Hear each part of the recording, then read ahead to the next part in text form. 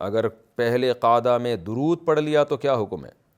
سنت مؤکدہ کے پہلے قعدہ میں اگر کوئی درود اور دعا پڑھے تو کیا حکم ہوگا؟ نور خان کوئٹہ سے۔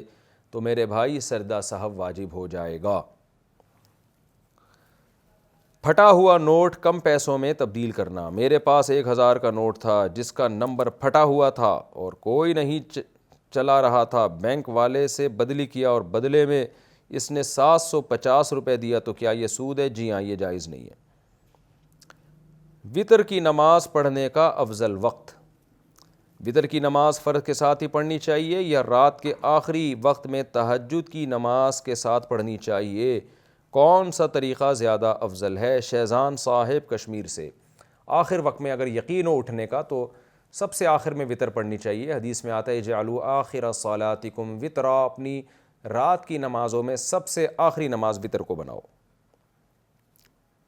کوئی ظاہری طور پر غریب نظر آتا ہو تو کیا اسے زکوٰۃ دے سکتے ہیں؟ اگر کسی کو زکوٰۃ دیتے وقت اگر وہ ظاہری طور پر غریب لگتا ہو تو اسے زکوٰۃ دی جا سکتی ہے۔ اس کے پاس سونے یا مال کا کس طرح پتہ کریں؟ محمد نصیر الدین آسٹریا سے۔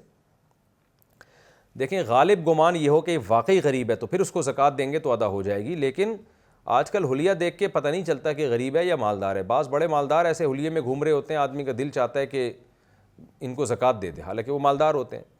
تو میرا خیال ہے اس زمانے میں اتنا پوچھ لینا چاہیے کہ بھائی آپ کے پاس سونا یا کوئی الگ سے پراپرٹی وغیرہ تو نہیں ہے، تو بینک میں 1-1.5 لاکھ روپے تو نہیں رکھے ہوئے۔ اس طرح لم سم چند چیزوں کا اندازہ لگا لیں، اس کے بعد پھر اس کو زکوٰۃ دے دیں اگر غالب گمان ہے کہ غریب ہے۔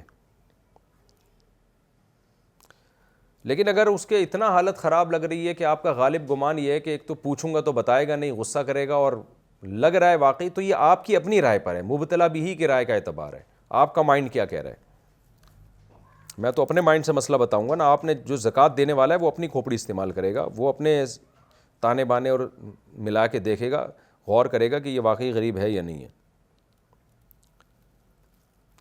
پیریڈز کی وجہ سے قضا شدہ روزوں کا حکم۔ عورت کے ایام کی وجہ سے رمضان کے روزے قضا ہو گئے ہوں تو کیا وہ روزے بعد میں رکھنے ہوں گے یا نہیں؟ محمد گل فراز آزاد کشمیر سے۔ جی ہاں، وہ رکھنے ہوں گے، وہ معاف نہیں ہوتے۔ پورا سال پڑا ہے عورت کے پاس رکھنے کے لیے۔ شوہر کو بھائی کہنے سے نکاح پر فرق پڑے گا؟ میری امی نے میرے ابو کو بھائی کہا، اس سے نکاح پر کوئی فرق تو نہیں پڑے گا؟ بھائی امی اگر ابو کو 3 طلاقیں بھی دے دیتی تو بھی کوئی فرق نہیں پڑتا، طلاق کا اختیار اللہ نے شوہر کو دیا ہے، تو اس لیے اس سے کوئی فرق نہیں پڑا۔ لیکن یہ کہ امی کو چاہیے کہ کچھ اور کہہ دیا کریں، ابو کو بھائی نہ کہا کریں، کائنڈلی پلیز۔